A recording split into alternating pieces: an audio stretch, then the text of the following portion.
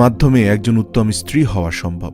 আজকের এই ভিডিওটি শুধুমাত্র সে সকল বোনদের জন্য যারা উত্তম স্ত্রী হিসাবে থাকতে চান আপনার স্বামীর নিকট শ্রেষ্ঠ হতে। পৃথিবীতে একজন পুরুষ মানুষের জন্য সর্বোত্তম সম্পদ হচ্ছে নেককার স্ত্রী।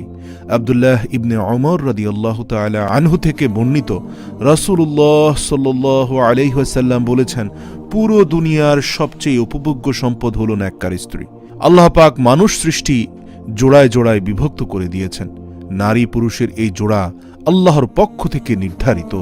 অনেকে তার ইচ্ছে মতো করে জীবনসঙ্গী নির্ধারণ করতে চায়, কিন্তু সেটা করতে পারে না, কেননা মহান আল্লাহ তার জীবনসঙ্গী হিসেবে পছন্দের নারীকে নির্ধারণ করে রাখেননি।